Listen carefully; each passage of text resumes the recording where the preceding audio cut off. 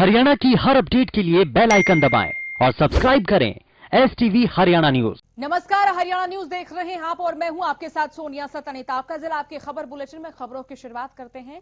आज से बजट सत्र की शुरुआत हो गई है और बड़ी और अहम खबर की ओर इस वक्त रुख कर लेते हैं। दिल्ली में इजरायली दूतावास के पास IED ब्लास्ट हुआ है और दूतावास के बाहर फुटपाथ के पास ये धमाका हुआ है। बड़ी और अहम खबर इस वक्त तमाम दर्शकों तक साझा कर रहे हैं। इस धमाके से आसपास के इलाके में खड़ी गाड़ियों के शीशे टूटे। धमाका क्यों हुआ, इसका खुलासा अभी तक नहीं हो पाया है। धमाके के कारणों का खुलासा नहीं हो पाया है। विजय चौक से मात्र 1.5 किलोमीटर दूर है इजरायली दूतावास। 3 गाड़ियों के शीशे धमाके से टूटने की खबर है। बड़ी और अहम खबर तमाम दर्शकों तक इस वक्त साझा कर रहे हैं। फोरेंसिक टीम धमाके के स्थल पर पहुंची है और दिल्ली में इजरायली दूतावास के पास IED ब्लास्ट हुआ है और ये दूतावास के बाहर फुटपाथ के पास ये धमाका हुआ है। बड़ी और अहम खबर, धमाके से आसपास के इलाके में जो गाड़ियां खड़ी थी उनके शीशे टूट गए।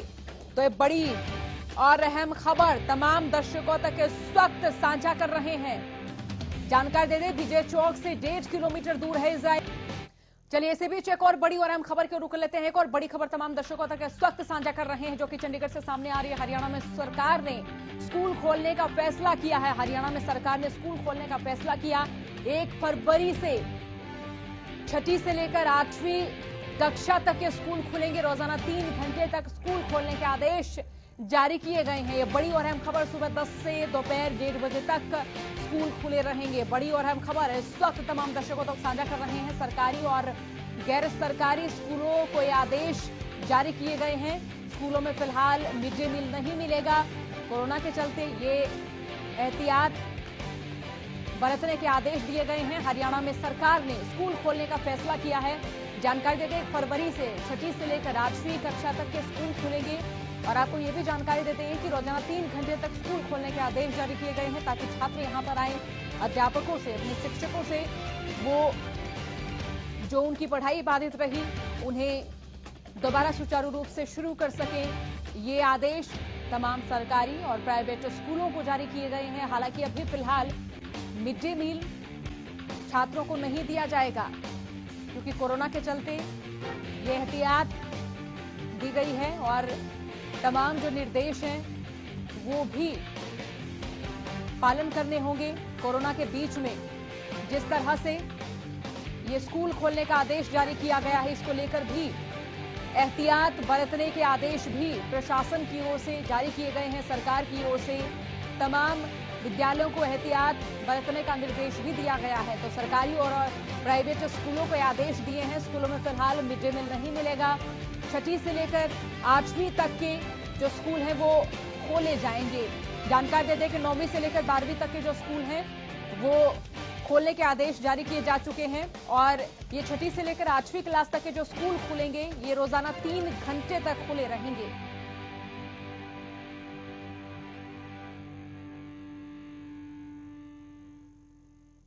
आज से बजट सत्र की शुरुआत हो गई है। बजट सत्र की शुरुआत राष्ट्रपति रामनाथ कोविंद के अभिभाषण के साथ हुई और राष्ट्रपति रामनाथ कोविंद ने संसद के दोनों सदनों को संबोधित किया। इस दौरान राष्ट्रपति ने कोविड से लेकर किसान आंदोलन पर अपनी बात कही। राष्ट्रपति ने अपने संबोधन में गणतंत्र दिवस के दौरान जिस तरह से राजधानी में हिंसा हुई इस पर भी अपनी प्रतिक्रिया दी और उन्होंने कहा कि राजधानी दिल्ली में हुई हिंसा और लाल किले पर हुए विवाद की वो निंदा करते हैं। उन्होंने कहा कि पिछले दिनों हुआ तिरंगे का अपमान बेहद दुर्भाग्यपूर्ण है। इस दौरान अपने अभिभाषण में राष्ट्रपति ने आत्मनिर्भर भारत का जिक्र किया। राष्ट्रपति ने कहा कि आत्मनिर्भर भारत के लिए कृषि का आत्मनिर्भर होना बहुत जरूरी है।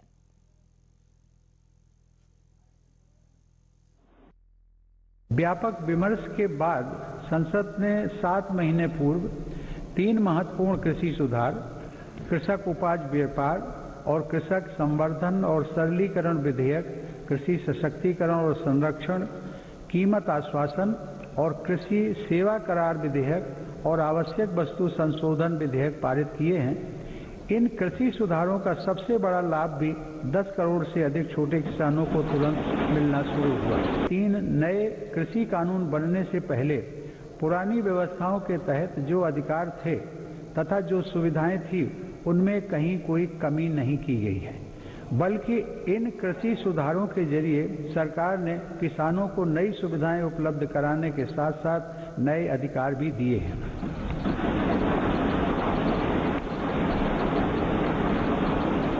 माननीय सदस्यगण, कृषि को और लाभकारी बनाने के लिए मेरी सरकार आधुनिक कृषि इंफ्रास्ट्रक्चर पर भी विशेष ध्यान दे रही है। लोकतंत्र और संविधान की मर्यादा को सर्वोपरि रखने वाली मेरी सरकार इन कानूनों के संदर्भ में पैदा किए गए भ्रम को दूर करने का निरंतर प्रयास कर रही है।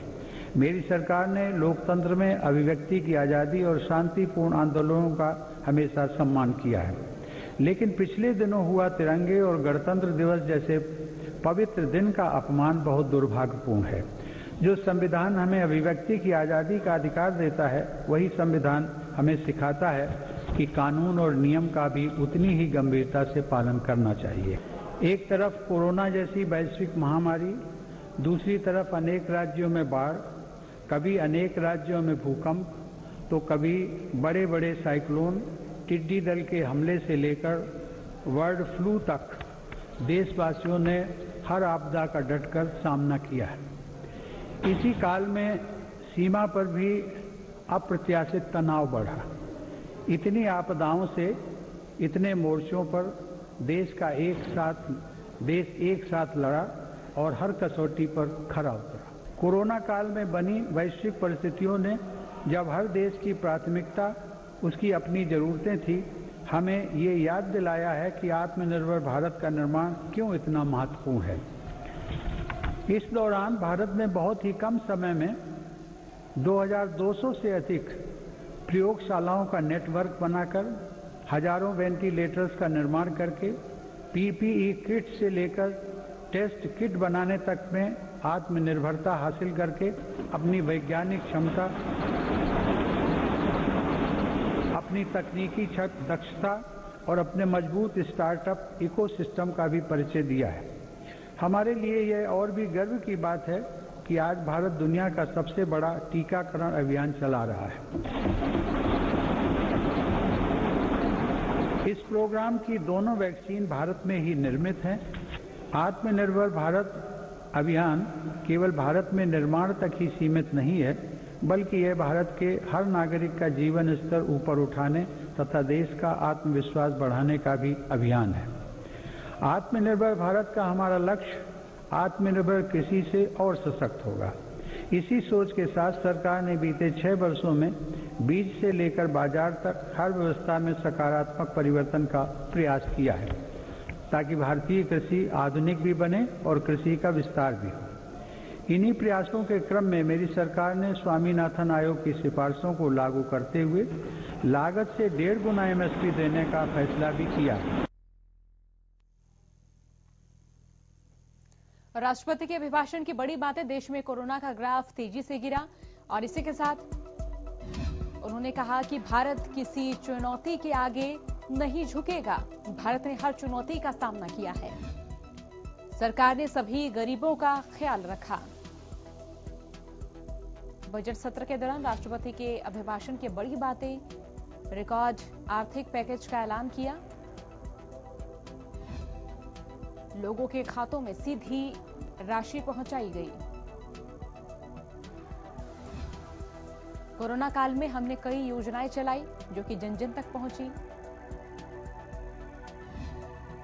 सरकार के सटीक फैसले से लाखों जान बची।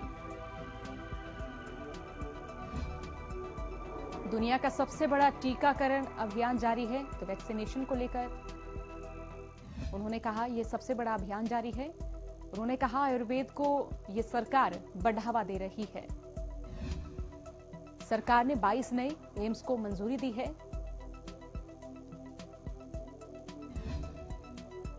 स्वामीनाथन आयोग की सिफारिश लागू की है, जिससे किसानों का हित होगा और किसान अपनी खेती किसानी को और उन्नत कर पाएंगे। उन्होंने कहा एमएसपी पर रिकॉर्ड मात्रा में खरीद की है। तमाम फसलें एमएसपी पर खरीदी गई हैं। कृषि को आधुनिक बनाने पर केंद्र सरकार की ओर से भरपूर जोर दिया जा रहा है। देश में सिंचाई की स्थिति में काफी सुधार हुआ है। तिरंगे और गणतंत्र दिवस का अपमान दुर्भाग्यपूर्ण। किसान आंदोलन के दौरान गणतंत्र दिवस की जो ट्रैक्टर परेड थी उसमें जो हिंसा देखने को मिली उसको लेकर भी उन्होंने कहा तिरंगे और गणतंत्र दिवस के दौरान जो माहौल देखने को मिला वो दुर्भाग्यपूर्ण है। उन्होंने कहा कि किसानों को नए कृषि कानूनों से नए अधिकार दिए हैं, नए कृषि कानूनों से किसानों को फायदा होगा।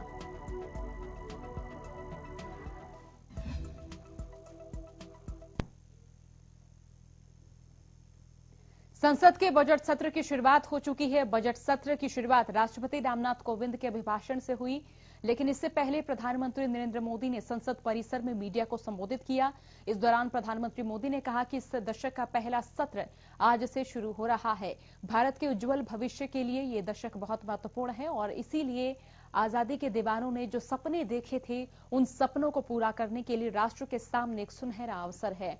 पीएम मोदी ने कहा कि साल 2020 में कई ऐसे मौके आए जिसको देखते हुए वित्त मंत्री को अलग अलग पैकेज के रूप में एक तरह से 4-5 मिनी बजट देने पड़े। प्रधानमंत्री ने विपक्ष से सदन में सहयोग की अपील करते हुए कहा कि इस सत्र का भरपूर उपयोग हो क्योंकि पूरे देश की उम्मीदें इस बजट सत्र पर टिकी हुई हैं।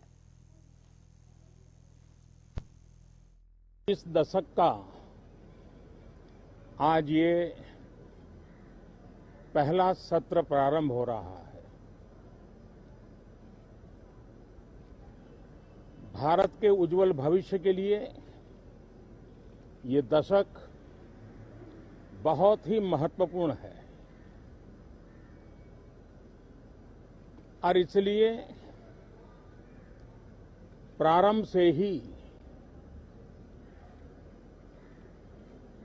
आजादी के दीवानों ने जो सपने देखे थे उन सपनों को, उन संकल्पों को तेज गति से सिद्ध करने का ये स्वर्णिम अवसर अब देश के पास आया है। इस दशक का भरपूर उपयोग हो और इसलिए इस सत्र में इस पूरे दशक को ध्यान में रखते हुए चर्चाएं हो,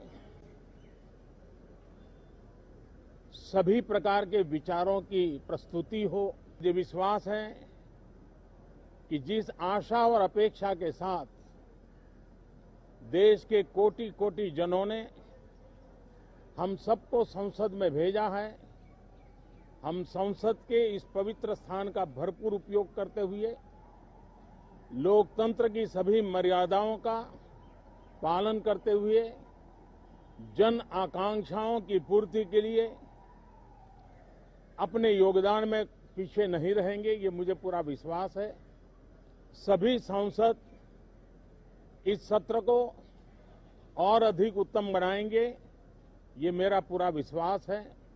भारत के इतिहास में पहली बार हुआ कि 2020 में एक नहीं, हमें वित्त मंत्री जी को अलग अलग पैकेज के रूप में एक प्रकार से 4-5 मिनी बजट देने पड़े। यानी 2020 एक प्रकार से लगातार मिनी बजट का सिलसिला चलता रहा और इसलिए ये बजट भी उन 4-5 बजट की श्रृंखला में ही देखा जाएगा, ये मुझे पूरा विश्वास।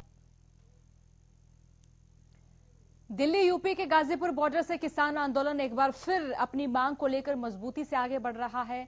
किसान आंदोलन को मजबूती देने के लिए प्रदेश के अलग अलग हिस्सों से किसानों का समूह गाजीपुर बॉर्डर रवाना हो चुका है। इसी कड़ी में उकलाना के गांव भैरी अकबरपुर समेत कई गांवों से किसान रवाना हो चुके हैं। फतेहाबाद के गांव ढाणी इस्सत से भी किसान अपने ट्रैक्टर के साथ दिल्ली के गाजीपुर बॉर्डर के लिए रवाना हुए और इस दौरान किसानों ने सरकार से तीनों कृषि कानूनों को रद्द करने की मांग दोहराई। गोहाना के गांव छिछड़ाना से भी किसान अपने बच्चों के साथ रवाना हुए और वहीं शंभू बॉर्डर पर ज्यादा से ज्यादा संख्या में किसानों के पहुंचने की अपील की जा रही है। किसान नेताओं ने बताया कि उनके संदेश के बाद अब लोग जुटना भी शुरू हो गए हैं। हिसार के किनाला गांव से भी करीब 1 दर्जन ट्रैक्टरों के साथ किसान दिल्ली रवाना हुए हैं। इसके साथ ही जींद के शाहपुर और कंडेला गांव से भी किसान दिल्ली के लिए रवाना हुए। तो ये 6 तस्वीरें आपकी टीवी स्क्रीन पर दिखा रहे हैं। उकलाना, फतेहाबाद, गोहाना, अंबाला, हिसार, जींद से ये तस्वीरें जिनमें किसान हुंकार भरते हुए दिल्ली की ओर कूच करते हुए नजर आ रहे हैं, गाजीपुर बॉर्डर की ओर बढ़ रहे हैं।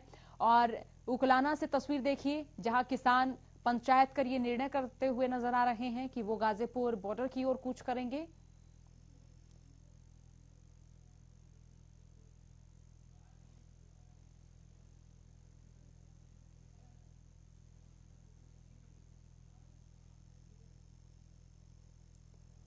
दिल्ली यूपी के गाजीपुर बॉर्डर में हुए प्रकरण को लेकर प्रदेश के किसानों में गुस्सा है। इसी को लेकर कैथल के तीतरम मोड़ बाईपास पर आसपास के गांव से आए किसानों ने जाम लगाया और सरकार विरोधी नारे लगाए। इसी कड़ी में जाखल कुला मार्ग पर गांव तलवाड़ा में किसान संघर्ष समिति ने रोड जाम कर केंद्र सरकार के खिलाफ जमकर नारेबाजी की और वहीं महम चौबीसी से भी ट्रैक्टरों का काफिला टीकरी बॉर्डर पहुंचा। इसके साथ ही घरोंडा टोल टैक्स पर भी पहुंचे किसानों को प्रशासन ने रोककर समझाने की कोशिश की। उधर झज्जर के छारा गांव में ग्रामीणों ने बड़ी संख्या में इकट्ठे होकर दोबारा से टोल फ्री कराए और वहीं फतेहाबाद में भी किसानों ने नेशनल हाईवे पर जाम लगाया। तो ये तस्वीरें आपकी टीवी स्क्रीन पर कैथल, जाखल, घरोंडा, बहादुरगढ़, झज्जर, फतेहाबाद से जहां किसान एक बार फिर से हुंकार भरते हुए नजर आई और इन किसानों की ओर से गांव देहात के जो और किसान हैं उनसे भी ये आग्रह किया जा रहा है कि वो भी ज्यादा से ज्यादा संख्या में बॉर्डर्स पर डटे आंदोलन में शामिल हों।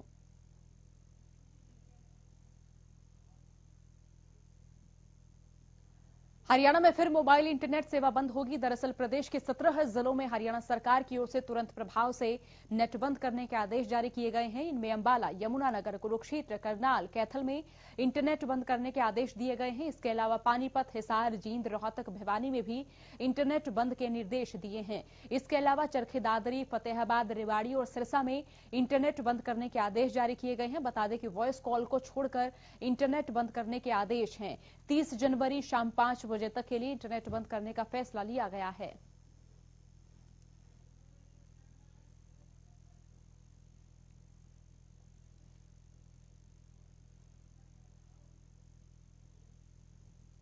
किसान नेता गुरनाम सिंह चडूनी ने एक वीडियो जारी कर किसानों से भारी संख्या में दिल्ली पहुंचने की अपील की। इसके साथ ही गुरनाम सिंह चडूनी ने हिंसा का जिम्मेदार आरएसएस को ठहराया है। चडूनी ने कहा कि 30 जनवरी को महात्मा गांधी की पुण्यतिथि पर किसान अनशन पर बैठेंगे। आपसे बेनती करूंगा कि सारे टोलों के ऊपर पहले से भी 4 गुने आदमी इकट्ठे हों और जो कल का अनशन है, कल 1 दिन का अनशन रखना है। महात्मा गांधी की पुण्यतिथि है, क्योंकि महात्मा गांधी को इन्हीं आरएसएस वालों ने मारा था, इन्हीं ने गुंडागर्दी दिखाई थी और उसको ये उनको ये पूजते हैं नाथूराम गोडसे को। ये आरएसएस एक इस तरह के जो है इसका मुंह तोड़ जवाब देना है। सभी ने ज्यादा से ज्यादा वहां पे कल अनशन पे बैठना है और जहां से टोल दूर पड़ता है उन्होंने अपने ब्लॉक में अनशन पे बैठना है। तो ये एक अच्छा संकेत है और मैं सभी से अपील करना चाहूंगा कि सभी दिल्ली की ओर कूच कर दें। हमने इनकी ताकत को नापना है कि इनमें ताकत ज्यादा है कि जनता में ताकत ज्यादा है।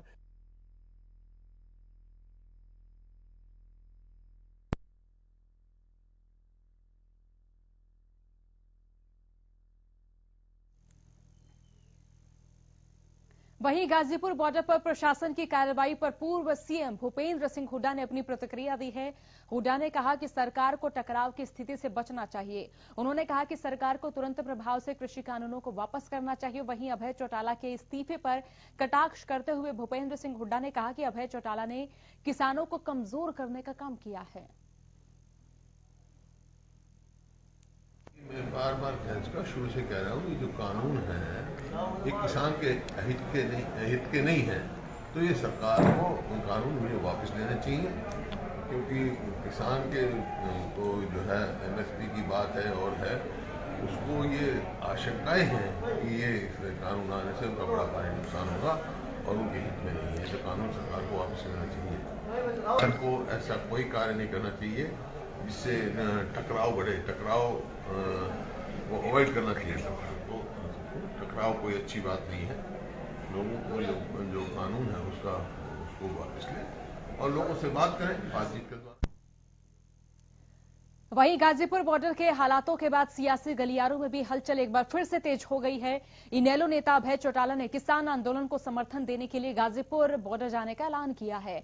अभय चौटाला ने एक वीडियो जारी कर कल यानी शनिवार को आंदोलन में शामिल होने की बात कही है। इसके साथ ही अभय चौटाला ने कार्यकर्ताओं को ज्यादा से ज्यादा संख्या में गाजीपुर बॉर्डर पहुंचने की अपील की है। आपको बता दें कि अभय चौटाला ने 27 जनवरी को विधायक पद से इस्तीफा दे दिया था और इसी के साथ विधानसभा स्पीकर ने उनका इस्तीफा स्वीकार भी कर लिया था और ऐलनाबाद सीट के खाली होने का नोटिफिकेशन भी जारी कर दिया गया था।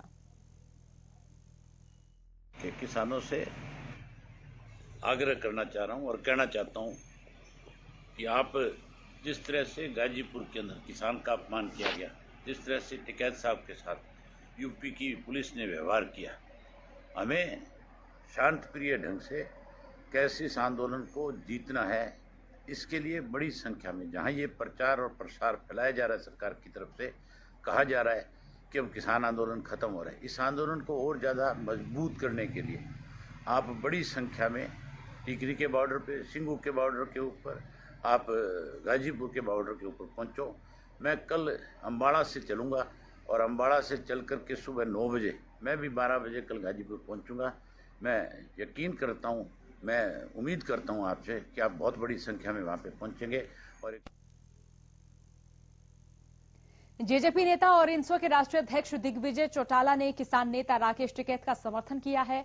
दिग्विजय ने कहा है कि राकेश टिकैत एक महान किसान नेता हैं और देश प्रेम उनके खून में है। उनको अगर कोई देशद्रोही बोल रहा है तो ये सरासर गलत है। राकेश टिकैत की हिमायत करते हुए दिग्विजय ने कहा कि गुरनाम सिंह चरूनी जैसे लोगों की करनी की सजा राकेश टिकैत को देना नाइंसाफी है। नहीं, ऐसा नहीं है। राकेश टिकैत जी देश के महान किसान नेता बाबा महेंद्र टिकैत का खून है। उन्हें देशद्रोही कहना या उन्हें राष्ट्रद्रोही कहना, मैं इसको कतई गलत मानता हूं। इसको सरकार को इन शब्दों पर पुनर्विचार करना चाहिए। वो तो सच्चे हिमायती रहे किसान के और सदैव उन्होंने किसान की हिमायत करी। अगर पकड़ना ही है तो चंदूनी जैसे लोगों को पकड़ो, जिन्होंने लोगों को बरगला करके इस तरह के सारे हुड़दंग मचवाए। राकेश टिकैत कभी देश के विरोध में नहीं, किसान और राकेश टिकैत सरीखे के लोग तो सच्चे देशभक्त।